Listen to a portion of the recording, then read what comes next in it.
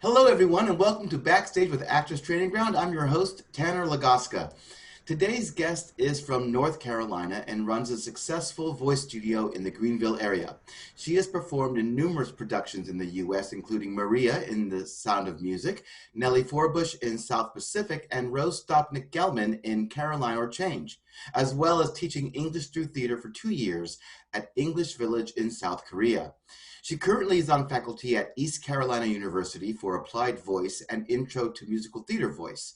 She is a Level 3 certified teacher of somatic voice work and a member of both the National Association of Teachers of Singing and the Musical Theater Educators Association. Please welcome Jessica Doyle. Hi, Hey, Tanner. hey Jessica, how are you doing? I'm doing very well. It's good to see you. Yes, nice to see you too. I'm so happy that we're able to meet for a little bit and do this wonderful thing. So Absolutely. again, thank Silver, you for silver lining, right? Silver lining of there's a this. silver lining somewhere. We just have to Yes. find it. So I'm curious, what came first for you? Was it acting or was it singing? Um, let's see. I did my first community theater production of Cheaper by the Dozen. I was one of the dozen when I was in the fourth grade, and it was supposed to be a boy, and they changed the role Dan to Dora. So I got to be in the show in my community theater in Big Rapids, Michigan. So that's kind of where it all began. But I've Uh-huh. always loved to sing. We had a dear family friend, or have a dear family friend, who was my earliest mentor, that I took voice lessons from at Central Michigan University when I was in middle school and high school, and where I ended up going to school. And yeah, so I've always loved both, but I guess my first show was a straight show. So how old were you when you decided to go to college to get a degree in theater?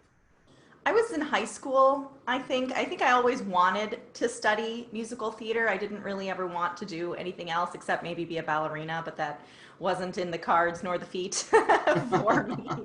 Um, so I was in college, and I remember my parents were very nervous about that decision, and that they talked to my high school choir director and my high school theater director and said, do you really think she could do this? And do you think it would be a viable career path? And they, I think, being artists themselves, were like, of course she can. So then they were always very, very supportive of that.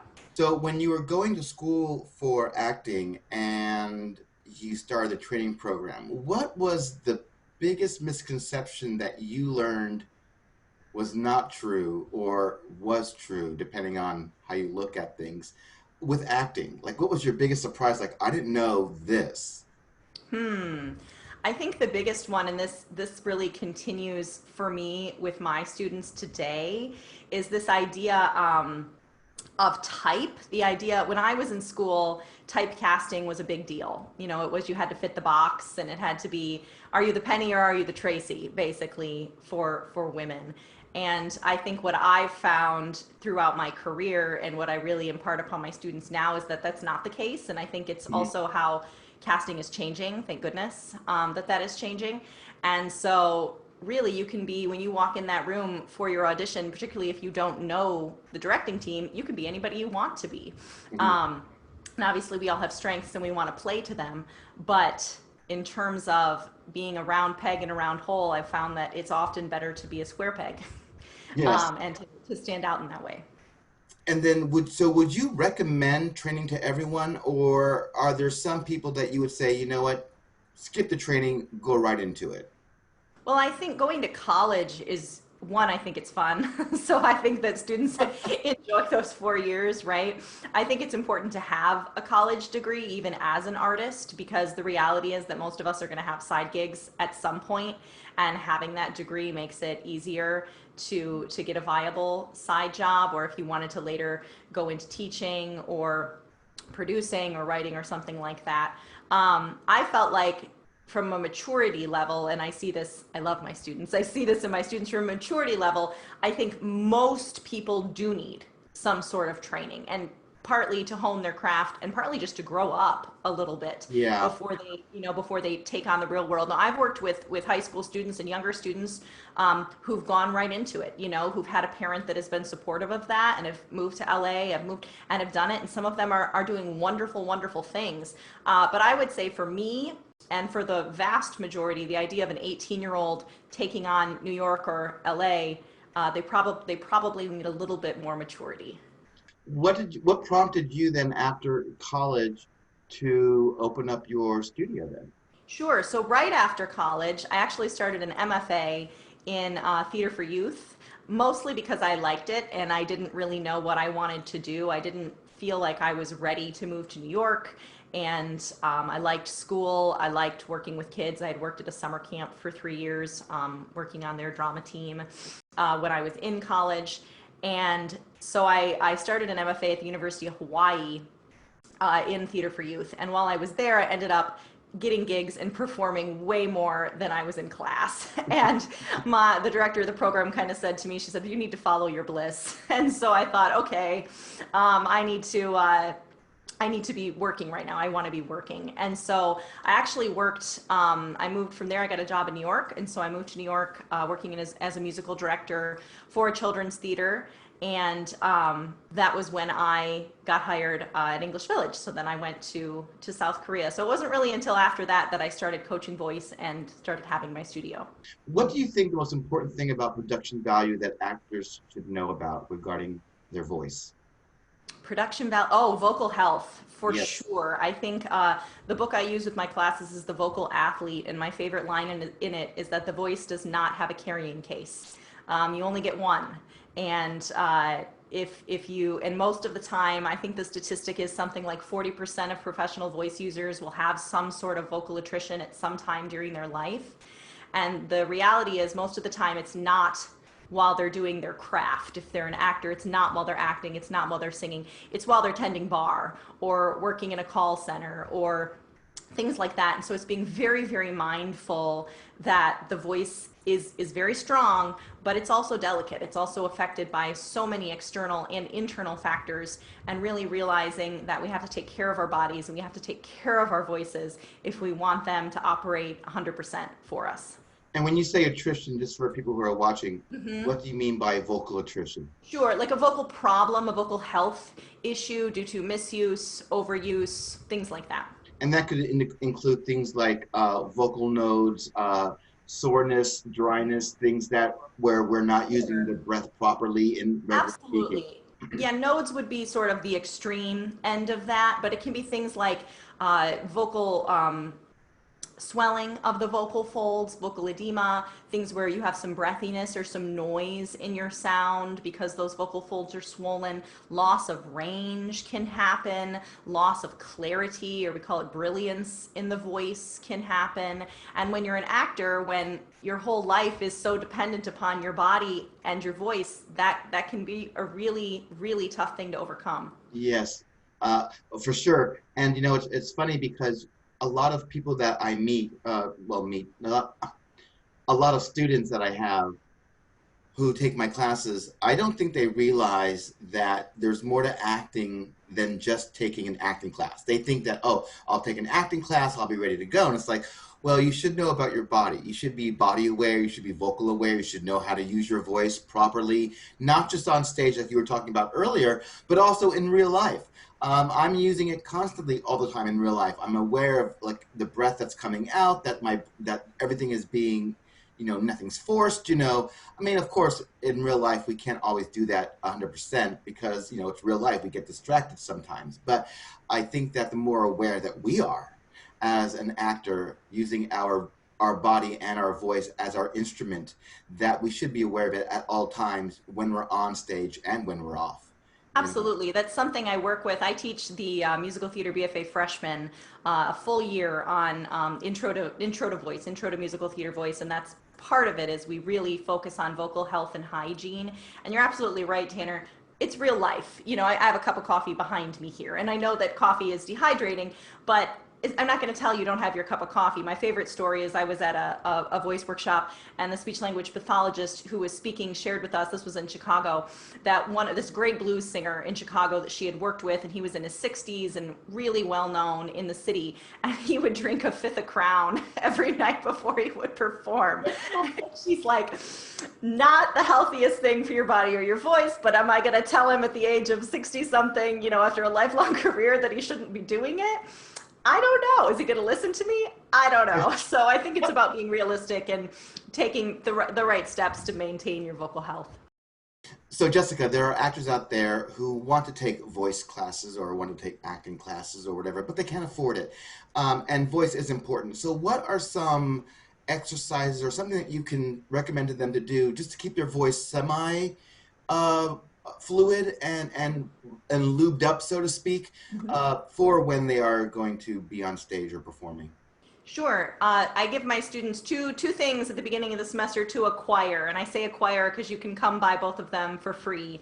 The first one is a straw, and that can be used, you hum through the straw. I don't think I have my straw right here, but you can hum through the straw, and if you look up straw exercises on YouTube, okay, there are the Naked Vocalist is one that I have used before. There are lots of videos on how to use straw phonation. And when I have the speech language pathology students into my class, which I do every year at ECU to talk about vocal health, Sherry Winslow, who runs the voice clinic here at ECU, says that using a straw, she said, imagine speaking or singing is like being on a swing and you have to pump your legs to get yourself going.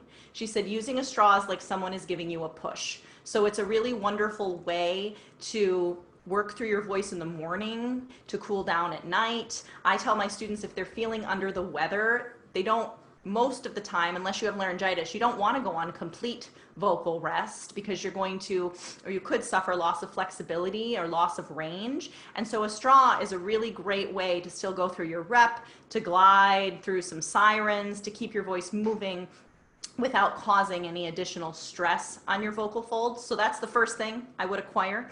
And the second thing is a wine cork.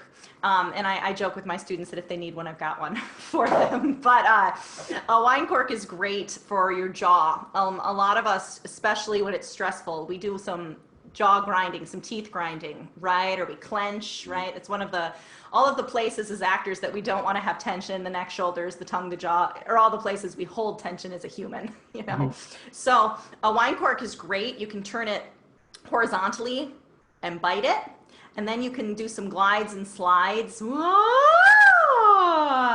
it'll help keep that jaw in place, and it'll help those muscles to relax. So that would be my 2 freebies that you can come by. 2 freebies. That cork exercise is also good for enunciation.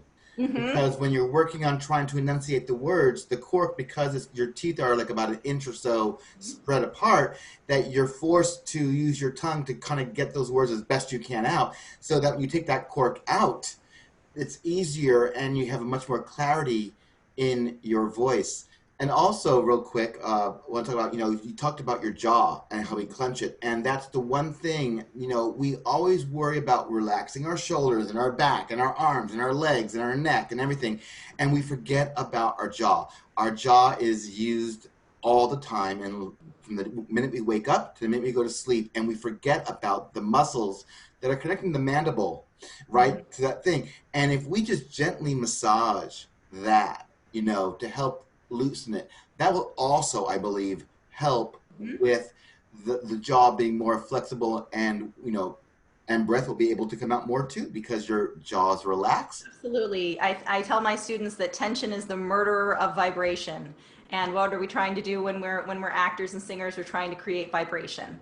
So anything you can do to get that tension out of the way, or the excess tension out of the way, is a good thing. It is a good thing.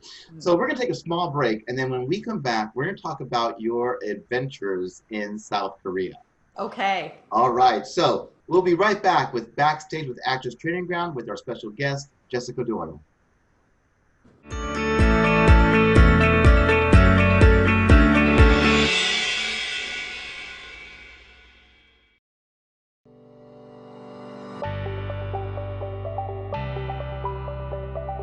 At Actors Training Ground, we believe believe the foundation of great acting is quality training.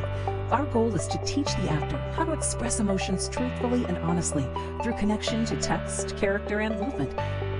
Many actors from Actors Training Ground have been signed by talent agents and featured in independent films, regional commercials, and national cable TV series. We can't promise fame and fortune, but we can guarantee comprehensive training from teachers passionate about the craft. So what are you waiting for? Visit us at actorstrainingground.com and see what we have to offer you. Actors Training Ground. Explore the possibilities.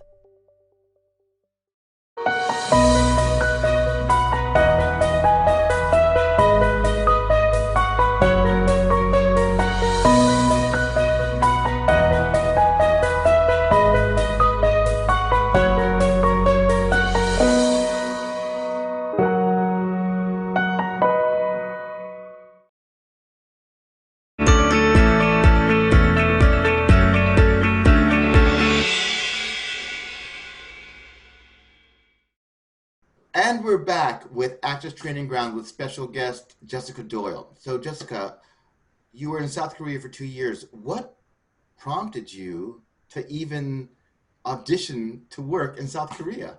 Sure, Tanner. I didn't even know where South Korea was on a map when you interviewed. And so, which is how we met, right? Tanner was Yep, the artistic yep. coordinator of the company at the time, so that was how we met many years ago. Um, I was working in New York and I was music directing for a children's theater, and a member of the company at English Village had gone to the same undergraduate school that I had, and we shared a voice teacher, and we weren't there. I think we overlapped by a year. I was a freshman and she was a senior. Um, and was the lead in the musical, and I was not on her radar at that point. But anyway, she had shared with our voice teacher what she was doing and that they were hiring, and he thought of me. He said, we're looking for someone who wants to travel and is interested in theater for youth, and I thought of you, and here's this opportunity. And I was like, my contract was ending, and I was working at the time like 7 days a week and just running myself ragged. And I said, you know what, cool.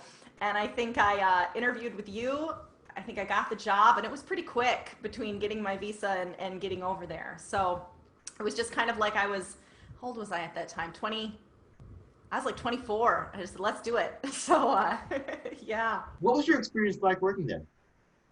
Oh, I loved working there. I love any job where you can roll out of bed at 8:50, run to clock in at 9, and not have to take a shower because you're going to be in a costume all day, right? No, I loved working there. I loved the idea that, and I actually have an alumni from East Carolina, Austin Mejia.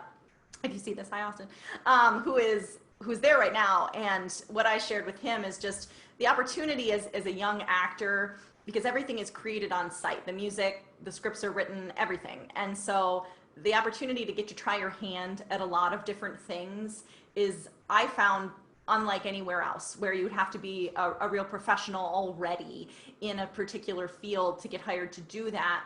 That was, I think, the coolest thing was I got to write some scripts and create some game shows and do a whole slew of different things, which as a young performer who's still finding their way, I thought that was really, really valuable. And what was really wonderful about it too, Jessica, is that as an actor, from an actor's point of view, we're being paid to do what we love. I mean, you know, I never got tired working there and doing what I had to do, because I felt like I was finally being paid for the degree that I got for Mm-hmm. what I love to do. And I just had a blast, and it really did open me up as an actor as well, which really, it kind of like things I did in South Korea propelled me into things that I'm doing now in North Carolina myself. And of course, the culture affected me too, as far as the respect that they have for the elder. Very different from how it is here in It America. is. Oh, Uh, yeah, you know, absolutely. how are you affected by that culture? I just think being surrounded by a country that is really unlike your own. It was so interesting. I remember being at dinner with two girlfriends, and the owner of the restaurant coming over and like cutting our food for us because he thought three white girls wouldn't know what they were doing, with a bowl of beef and bop. And one of my favorite stories is I was on the subway, and this older Korean man came and sat next to me, and he gave me a piece of fruit, and he asked me if I was from America, and I said yes I was, and he gave me a piece of fruit. He sang me the United States national anthem, and then he very nicely asked if I would marry his son. And I said, well, tell me about him. So I think there was just a lot of joy being there, experiencing the different terrain of the country, getting to travel, getting to see another part of the world. And I also think that for me, it really broadened my view on the idea of universal health care, not to get political on you here, but and I think that is something that is a misconception here in the States, is that if you haven't lived with it and you haven't seen how absolutely fantastic it can be, then it's a scary thing, or perhaps, it's seen as a negative, where I didn't really know what that meant until I lived there. And, you're in and out of the doctor for $6. And it was very, very different in a good way. So after South Korea, you're there for 2 years, and now suddenly you're in North Carolina. So how did that come about, leaving South Korea Sure. into North Carolina? Like you said, when you were in South Korea, you felt like you were really getting paid to use, your degree, and that led you to where you are now. It really led me to where I am now. I didn't really know much about coaching voice at that time, but I had my BFA, I liked to sing, I had a good idea of how things worked, and so I just started asking other members of the company, hey, do you want to take some voice lessons?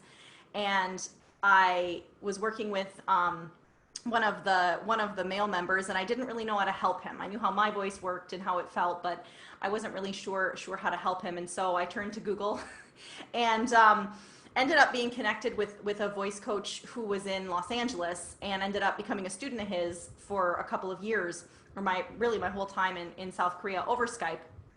So I was prepared for this online training thing pre-pandemic. But he asked me, what are you going to do when you're done in South Korea? And I said, I have no idea. And he said, why don't you come to Los Angeles and you can work for me, and you can learn, you can apprentice basically. And so I did. And I went and apprenticed for him in his studio and learned so much. He was based in what's called speech level singing, and which was huge and is still huge, especially in Los Angeles. And working with a lot of pop singers, working with a lot of musical theater voices. And I learned so much and thought, I could do this. And so I ended up moving home to Michigan and opening a voice studio. I had no money. I worked the maternity leave of a kindergarten. I subbed maternity leave in a kindergarten to pay my rent. And I had a friend of the family who owned an office building and gave me, I think it was 3 free months of an office in his building. And I put an ad on Craigslist, and I emailed every choir director, and this is a good lesson about hustling. I hustled. I emailed every choir director, every drama director in this entire region and said, this is who I am, I'm in town, I'm giving lessons. And I started to build my studio, and over about the next 8 years, it grew. I had 3 associate teachers, I had over 70 students. It really became a very reputable small business, made a lot of really wonderful connections in West Michigan. And I owned it for about 8 years, and decided in that time I really wanted to teach in higher ed. My parents are both college professors.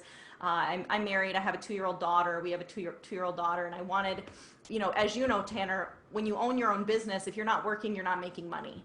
And so my hours, I worked all day Saturdays. I worked every night. I wasn't home till 8, and I thought this is not conducive to having a family. And so I really wanted to teach in higher ed, but I needed a master's to do that. And I had my business, I was married, we owned a home, and so there were only so many schools within commuting distance, to get my master's. And so my option was to get it in classical singing, which I didn't know much about at the time. So I kind of did it backwards. A lot of people say they got their master's and then they sort of learned about musical theater voice.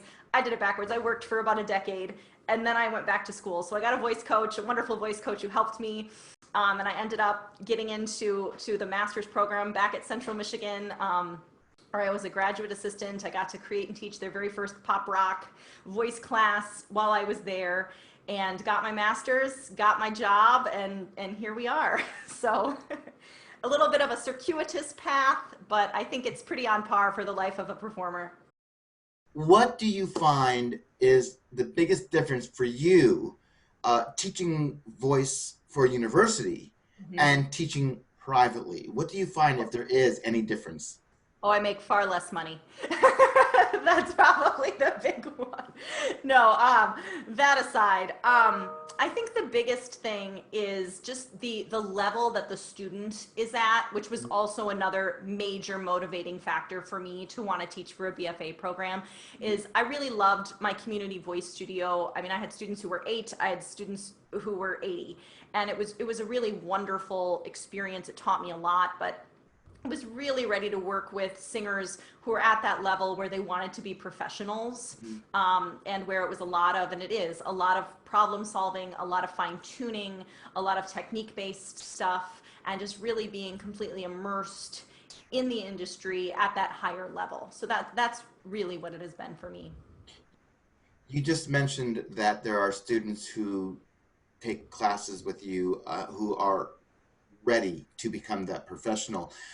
What advice do you have for actors who don't have the confidence, even though you can hear it in their voice that they have the talent? So, what advice do you have for people like that? I would say for actors who are not singers but who want to become singers, I would highly advise taking a couple of voice lessons. And it doesn't have to be a major financial investment, but if you have that opportunity to take a couple of lessons from a teacher, I think most teachers worth their salt can very quickly find you some repertoire that is going to sit in a range that works for that voice. And I think it's all about the song that you bring in to your audition. And I sit through a lot of auditions, a lot of BFA auditions every year for our program. We do a huge pre-screen, and then we invite 50 students to campus. And we're really not looking for what is the highest note you can belt. We're really not looking for, are you the most Olympic singer, the vocal Olympics that we've ever heard. What we're really looking for is, are you showing us who you are? Are you singing a song that we can tell you're like, oh my gosh, this is a story I have to tell? Obviously we want a nice tone. Obviously we want someone who has a pleasing voice, but so much of that can be worked on. And so it's more about finding songs that fit the voice you have now, rather than a piece that you don't have to defy gravity, shall we say, in an audition. And in fact, I tell my students all the time, you don't need to belt the F. You need to belt the D so well that I think, yeah, she's got the F, without me having to hear it. So, you've seen a lot of auditions. What are some common mistakes that you see beginning actors making at an audition that you think everyone should be aware of for future auditions? Sure. Let's see. Mistakes that beginning actors make. One, I would say, is being rude to your accompanist. And I've seen this. I adjudicate for the National Association of Teachers of Singing for their musical theater auditions every year. Well, not this year. Well, I guess it's virtual this year. But and I have witnessed students, both BFA students and high school students, in the hallway before they come into that room, being so rude to their accompanist. And I think that is probably the number one no-no that would make me not even want to hear you sing. Because if you cannot treat the people on your team with respect, why in the world would I want to work with you? So just recognizing the importance of the relationship with the accompanist, recognizing that they're there to help you and they're there to support you. But a lot of times, and this is the case sometimes at ECU, your accompanist is a faculty member. Your accompanist is a music director, and you may not always know that. And so you never really know who's going to be behind that piano or who's going to be working the door. I have a wonderful story. I have a student who is at UPTA, the United Professional Theater Auditions, which our seniors go to every year, and he had a call back for a theater company, and he was waiting in the waiting room and just chit-chatting with the people who were working the table, and ended up chatting with this woman at the table, and she said, where are you at? Oh, I'm at ECU. Oh, blah, blah, blah. Here was our season this year. Oh, that's so interesting. Tanner, she ended up being the playwright of one of the shows that we did at ECU. I mean, had he been rude to her, talk about burning a bridge, talk about never knowing who it is that may be in the room or may be behind the piano. So I think politeness, kindness, respect is above and beyond the most important thing. Yeah, oh, I agree. I tell my students all the time in my audition technique class, be nice to everyone. You never know who you're talking to or who could overhear you as they're walking by. And, and I always tell them, the actor is not the most important person in an audition Mm. or in the show, to be honest. We are the lowest ranking because they will replace us instantly if they have the opportunity to. They'll say, you're not working, you're not working out for us, your attitude, whatever the case may be. And if they have the time and the ability to, they will remove you from the show and have somebody else come in, as opposed to removing the director or the musical director or the stage manager or the tech guys. We're the first ones to go, and I think beginning actors don't know that, and they should. We are Yes. not important. We Yes. are the most expendable. We are the most Absolutely. Yes, the most expendable. Yes. So I would say being exactly what you just said, being respectful, being polite. But on the other side of that, I would say don't come in, and I see this most of the time with young women, where it is not, and I say this to my students a lot, it's not cute to be unprepared. I think young women especially, I see this, they come in shoes that are 4 inches high or with a big baggy sweater or looking either completely inappropriate or a hot mess. And they come in and they giggle or they forget their words or they all of those things. And I just tell them, that's not attractive. This is not an attractive thing. An attractive thing is to be confident and to be prepared. And I see that particularly with young women, where we're in this culture of perhaps they think it's attractive to be all over the place, or, oh, I'm such a hot mess, or I'm so sorry, or this and that and the other thing. I think be prepared, don't have excuses, be confident, know your material, and be polite. You did in-person private voice classes and coachings. You did in-person on campus coachings and classes. Now we are in a pandemic. Now we have online classes. Now I know that you had said that you did some online stuff prior to the pandemic, but how has your teaching or your classes changed because of now the current use of online to do everything that's basically used to be in person? So I would say the one-on-one voice lessons that we've gotten pretty good. I had a wonderful director of our program who went to bat, and we were able to purchase some really great mics, which of course then our students were sent home, so they're not using them. But when they were at least on campus, even though they were virtual, we were able to use some mics and some headphones and just some hardware that made the quality of the voice as lifelike as it could be. So I think voice lesson wise, the biggest change, and this would be a good note for anyone who's taking a voice lesson online, is that the actor or the singer really needs to have the accompaniment on their end. And they also need to be very proactive in learning their melodies, because it's almost impossible to play and have the singer sing along with you virtually, just because of the latency issue, just because there's always going to be that little bit of delay. And so that's been the biggest thing, is I've required all of my students to, and there are some great ones on YouTube. There really are. There's the app Accompanist, there's the app Harmony Helper, are all really wonderful for this, but to just make sure that they have the music on their end so that they can sing to it in real time. And then the idea that they've put in the work to really, if we're learning a new song, they really need to know that melody. And that's where some basic piano skills or some listening skills are very, very helpful in terms of knowing how the song goes. And I would say for class, unfortunately, the only thing that really stinks is that just the energy, of being in the room with people is different when you're virtual. I think I've seen my students take class from bed, and I would encourage anyone who is taking an online lesson or class to get out of bed, take a shower, get some energy going. And I know you can. I know it's easy to sit in bed and just be there, but I think you're missing a lot of the energy and the information. And if you're doing it through a university or privately, you're paying for it, so you might as well show up. Well, we're going to take a small break, and then when we come back, we're going to wrap up our interview with Jessica Doyle. At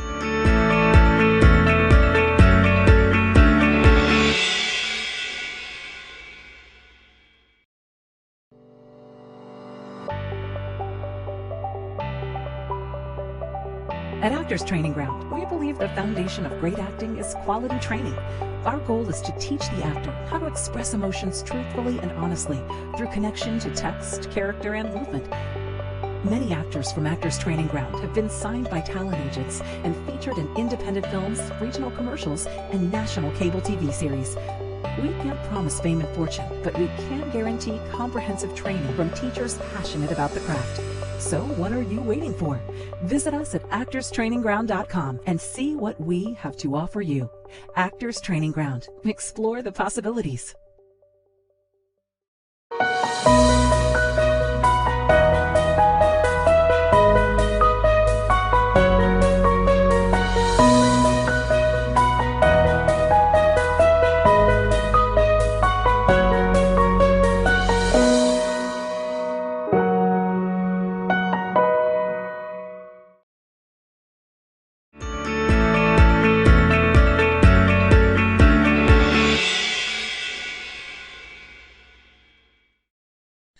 And we're back with Backstage with Actors Training Ground with special guest Jessica Doyle. So Jessica, in the last segment, we talked about mistakes that you see actors making at auditions. But what are some mistakes that you think actors are making during the rehearsal process or even in the productions? I think the first one is knowing how to take a note. And how to receive a note. And that's something that we work with our students on a lot. I have a studio class every Friday that has all of our BFA majors in it. And we have students perform and then receive constructive criticism. And part of that is learning how to give and take a note, how to have your notepad there to write it down with, how to say thank you and not give an excuse as to why you did what you did, because no one cares why you did what you did. Just take the note, and then if you have a question, ask afterwards, so we don't hold up everyone's time at the end of what is usually a very long rehearsal and a very late night. I would say, what else do I see during productions or during rehearsal processes? Just knowing your timelines, being off book when you're supposed to be off book, having your music memorized when you're supposed to have your music memorized, being on time, and shall we say to be early is to be on time is to be late is to be in trouble, to quote my high school choir director. So I think yeah, bringing that same respect and professionalism that you would bring. One other thing I would say is at ECU, we have some we have a completely student run and produced theater company at ECU called the Fifth Street Players. And it's done some really amazing work. We did Dog Sees God last year. We did Next to Normal. We did Island Song and brought in the writing team. Carter and Gregor actually came to campus to work with our students on their show, which was very, very cool. And I think at one time or another, most actors are going to be in a position where they're either cast by or in creative control of their peers. And I think that is something to take note of as well, is just how to make the distinction between, okay, after rehearsal we can go out and have a beer and we're friends, but during rehearsal we really need to have respect for the job that we're doing and for the roles that we're playing. So when you get a role, Jessica, and it's a challenging role, how do you approach it? Like, what is as an actor, how do you approach a role? What techniques do you use? So, I mean, obviously the first thing for me is just, I like to be off book as soon as I possibly can. And I guess if you don't know that term, it just means being memorized, having your text memorized, your lines memorized, and musically. Our brain is not a good multitasker. We might think that it is, but it's not. It's a terrible multitasker. And so when I have my students learning new roles or learning new music, or when I am, it's very, very helpful to just focus on one thing at a time. So I find that if you don't know your lines, it's very hard to do any work creatively. And so that's one of the first things I do is to get off book. I'm going to steal an image from another voice teacher, Michael Maresca, who's at Texas State, that he once used in a class I was in. And he said when he approaches songs and he approaches roles and things, he likes to think of a peach and that the pit of the peach, the heart of the peach is you. It's you living the life that you have lived and having the experiences that you have had, being the age that you are, and that's the heart of the role. That's the heart of the character. And then you build the body of the character around that, just like the flesh of the peach builds around the pit. So that's always my approach. And I know it's different from some other approaches, but I like to find the parts of a character and the parts of the human experience that I can connect to and that I can draw from personally, and then build the rest of that around it. What do you think has been one of your most shining moments on stage that you will never forget? You will always go, "Oh my God, everything just was perfect." Yeah. For me, it's my graduate recital, which was the culmination of 2 years of work. It was an hour of just me. And it culminated with two really exciting pieces. And I just felt I had all my friends and family in the audience. And I joked at the end of the recital and said there's a big difference between having an audience that is sending all this support back at you versus when you're singing for a jury or an exam or something, and you have a whole different kind of energy coming back at you. But that for me is probably one of my proudest moments as a performer, was that recital. Another one would be when I did Maria in The Sound of Music, and a friend of mine, one of my very best friends, flew in from Austin. I was in Michigan at the time, and she flew in to be there and was in like the front row, and I almost lost it on stage when I kind of caught her out of the corner of my eye. But that was a pretty cool moment too. So you've done a lot of shows. I wonder, I'm sure there are many auditions you did that you did not get the Oh part. yes. Okay. Oh yes. What are some things that you do to help yourself dealing with rejection? Because I'm sure there are a lot of actors out there who are getting rejected from shows or roles or whatever. And, after hearing no a couple of times, it can get kind of devastating to your self-worth. What advice do you have, or what do you do to help kind of like deal with the rejection of not getting a role that you wanted? Yeah, I cry in the shower. That's probably what I do first. I think I just, I allow myself to be bummed for a little while, because I think we sort of have this culture of positivity right now where like, it's okay, it's okay to be bummed. I think that I have several roles that come immediately to mind where I felt like, oh my God, this is my show. And, it's this, I had such a great audition. I had such a great callback, and then it didn't go my way. And I think you allow yourself to be bummed for a little while, and then you pick yourself up and you get back to the work. You get back to creating the best voice, the best skill set that you can have, and you move on. And then you go see the show and talk badly about, no, I'm kidding, I'm so kidding, you don't go see the show and talk badly about the person who got the role. Oh my God, yes, please. You don't. Oh my God. Yeah, I always make jokes with my friends and my students, and I always say things like, I say, always blame the other person. It's not your fault. I tell my actors that all the time, and then I go, I'm just joking. We don't do that. I don't do that, No, because not at all. we know we're joking, but people in the real world, they may think we're serious. And like, no, we Right. never blame the other person. Right, and next time, it could be it is your time, and then they talk badly about you, and obviously we don't want that, as it's a very small community. Actors, it's a very small business. It's a Oh very yeah, it's very small. It's amazing how connected we are without even knowing it. Because there are people that I know that they should not know each other, and like they're like, "Oh, you know this person?" And I'm like, "Yeah," and they're like, "Yeah, I went to school with them," and I'm like, "Oh my God."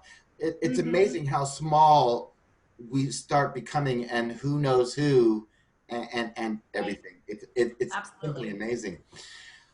What advice would you give to an actor who's getting discouraged right now because of the rejections, or because of where we are right now, because of the pandemic and the Yeah. stay at home and no theater?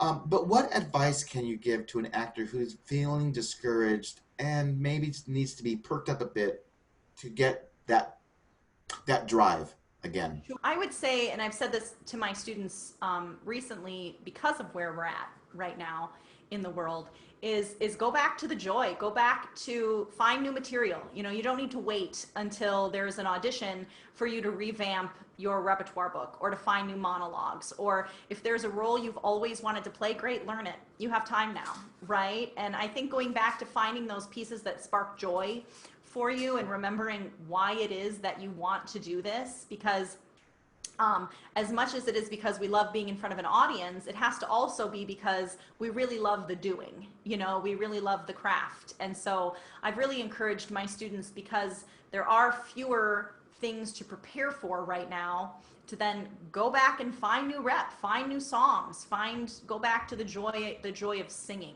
I think is incredibly, incredibly important. And I would say when you get discouraged because you've gone after, you know, a slew of roles and you haven't gotten them, and it seems, I think just remind yourself that so many, if not all, great actors have gone through this. You know, something my grandma used to say is, if you go to 100 job interviews and 99 say no, you have a job.